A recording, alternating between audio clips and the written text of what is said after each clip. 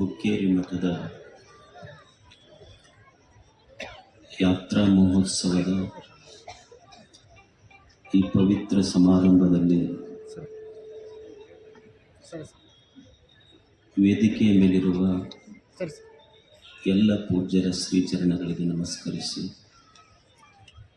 ಎಲ್ಲ ಹಿರಿಯರಲ್ಲಿ ತಮ್ಮೆಲ್ಲರಲ್ಲಿ ಶರಣಾರ್ಥಿ.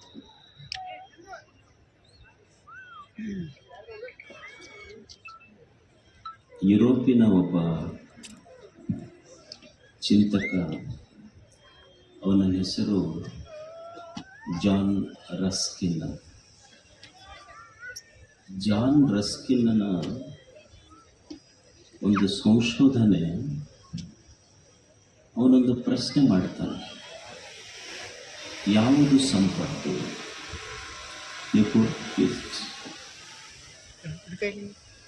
ಸಂಪತ್ತು ಅಂತ ಯಾವುದಕ್ಕನ್ನೋದು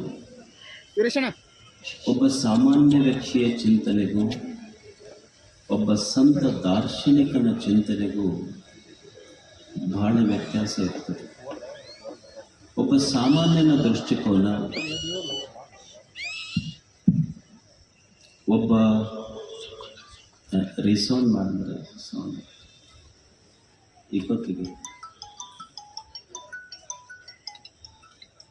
ಒಬ್ಬ ಸಾಮಾನ್ಯನ ದೃಷ್ಟಿಕೋನಕ್ಕೂ ಒಬ್ಬ ದಾರ್ಶನಿಕ ದೃಷ್ಟಿಕೋನಕ್ಕೂ ಬಹಳ ವ್ಯತ್ಯಾಸ ಇದೆ. ಜಾನ್ ರಸ್ಕಿನ್ನ ಚಿಂತನೆ ಯಾವುದು ಸಂಪತ್ತು? ನಾವೆಲ್ಲ ಯಾವುದಕ್ಕೆ ಸಂಪತ್ತಂತೇವೆ?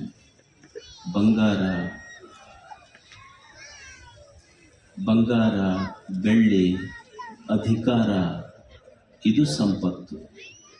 ನಮ್ಮ ದೃಷ್ಟಿಯಲ್ಲಿ ಬಂಗಾರ, ಬೆಳ್ಳಿ, ದುಡ್ಡು, ಅಧಿಕಾರ ಇದು ಸಂಪತ್ತು. ಆದರೆ ರಸ್ಕಿನ್ನ ಚಿಂತನೆ ಏನಂದ್ರೆ, ನಾವು ಯಾವುದಕ್ಕಿವತ್ತು ಸಂಪತ್ತಂತ ಕರೆದೇವಲ್ಲ, ಅದು ಒಂದೇ ಹೊಟ್ಟೆಯಲ್ಲಿ ಹುಟ್ಟಿದ ಅಣ್ಣ ತಮ್ಮಂದಿರನ್ನ ಬೇರ್ಪಡಿಸ್ತು. ನಿಮ್ಮನ್ನ ಕೋರ್ಟಿಗೆ ಕರ್ಕೊಂಡು ಹೋಯ್ತು, ಕಚೇರಿಗೆ ಕರ್ಕೊಂಡು ಹೋಯ್ತು, ಕೊನೆಗೆ ಜೀವ ತೆಗೆಸುವ ಪ್ರಸಂಗ ತಂತು.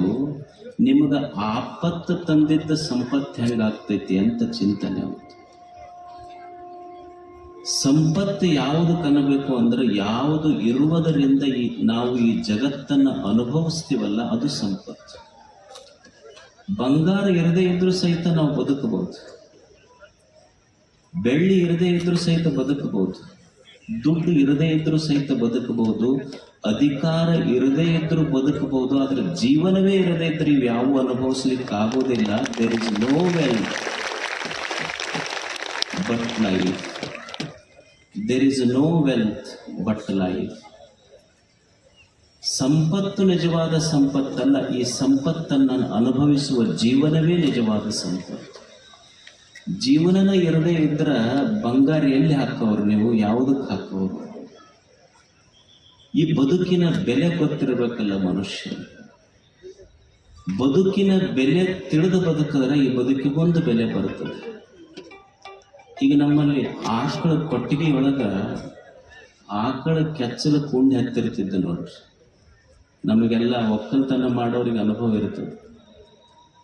ಆಕಳ ಕೆಚ್ಚಲಿಗೆ ಉಣ್ಣೆ ಹತ್ತದ್ರ ಉಣ್ಣೆ ಕೆಚ್ಚಲದೊಳಗಿನ ರಕ್ತ ಹೀರುತ್ತೆ ಹೊರತು ಹಾಲು ಕುಡಿಬೇಕು, ಇದರೊಳಗೆ ಹಾಲು ಐತೆ ಅನ್ನೋದು ಬೆಲೆನೇ ಗೊತ್ತಿರಲಿಲ್ಲ. ಅದಕ್ಕೆ ಹೆಂಗ ಉಣ್ಣಿಗೆ ಕೆಚ್ಚಲದೊಳಗೆ ಹಾಲಿದ್ರೂ ಸಹಿತ ಹಾಲನ್ನು ಬಿಟ್ಟು ರಕ್ತ ಹೀರ್ತದೋ, ಹಾಗೆ ಬದುಕಿನ ಬೆಲೆ ಗೊತ್ತಿರದೆ ಈ ಬದುಕನ್ನು ಅನುಭವಿಸುವ ಮನುಷ್ಯ ಅವ ಕೆಚ್ಚಲಿಗೆ ಹತ್ತಿದ ಉಣ್ಣೆ ಅಂತ ಸರ್ವಜ್ಞ ಕರೀತಾನೆ. ಬದುಕಿನ ಬೆಲೆ ಗೊತ್ತಿರಬೇಕಲ್ಲ, ಇದು ಎಷ್ಟು ದೊಡ್ಡದ ಜೀವನ. ದೇವರು ನಮಗೆಲ್ಲ ಒಂದು ಸುಂದರವಾದ ಜೀವನವನ್ನು ಕೊಟ್ಟಿದ್ದಾನೆ. ಏನು ಮಾಡುವುದು ಜೀವನದಲ್ಲಿ? ಈ ಬದುಕಿನ ಉದ್ದೇಶವಾದರೂ ಏನು ಮಾಡಬಹುದು ಮನುಷ್ಯ?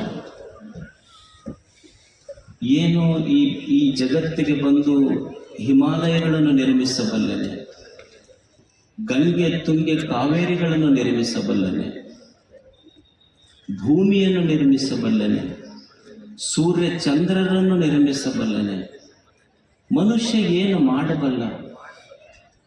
ಮನುಷ್ಯನ ಬದುಕಿನ ಉದ್ದೇಶ ಇಷ್ಟೇ. ಇಲ್ಲಿ ಬಂದು ಅವ ಏನು ಸಾಗರಗಳನ್ನು ನಿರ್ಮಾಣ ಮಾಡಬೇಕಾಗಿಲ್ಲ, ನದಿಗಳನ್ನು ನಿರ್ಮಾಣ ಮಾಡಬೇಕಾಗಿಲ್ಲ, ಸಹ್ಯಾದ್ರಿ ಪರ್ವತವನ್ನು ನಿರ್ಮಾಣ ಮಾಡಬೇಕಾಗಿಲ್ಲ, ಭೂಮಿಯನ್ನು ನಿರ್ಮಾಣ ಮಾಡಬೇಕಾಗಿಲ್ಲ. ದೇವರು ಇದೆಲ್ಲವನ್ನು ನಿರ್ಮಾಣ ಮಾಡಿಟ್ಟಾನ ನಮ್ಮ ಸಲುವಾಗಿ. ಅವ ಎಷ್ಟು ಕೃಪಾಮಯಿ ಅಂದ್ರೆ, ನಾವು ಭೂಮಿಗೆ ಬರುವುದಕ್ಕಿಂತ ಮೊದಲೇ ನಮ್ಮ ತಾಯಿ ಎದ್ಯಾಗ ನಮ್ಮ ಸಲುವಾಗಿ ಹಾಲಿಟ್ಟು ಕಳಿಸ್ಯಾಣ ದೇವರು. ನಾವು ಏನೂ ಮಾಡಬೇಕಾಗಿಲ್ಲ. ಇಲ್ಲಿ ಬಂದು ಉದ್ದೇಶ ಏನು ಅಂದ್ರೆ, ದೇವರು ಏನು ಮಾಡಿಟ್ಟನಲ್ಲ ಅದನ್ನು ಕೆಡಿಸಲಾರ್ದಂಗಿದ್ರೆ ಸಾಕೋದಿದು ಬದುಕಿನ ಸಾರ್ಥಕತೆ. ನಾವು ಬಂದು ಏನನ್ನು ಮಾಡಬೇಕಾಗಿಲ್ಲ. ದೇವರು ಏನು ಮಾಡಿಟ್ಟಾನ ಅದನ್ನು ಕೆಡಿಸದಂತೆ ಬದುಕಬೇಕಷ್ಟೆ. ಇಲ್ಲಿ ಬದುಕಬೇಕು ಮನುಷ್ಯ 100 ವರ್ಷಗಳ ಕಾಲ ಬದುಕಬೇಕು. ಕುರುವನ್ನೇ ವೇಹ ಕರ್ಮಾಣಿ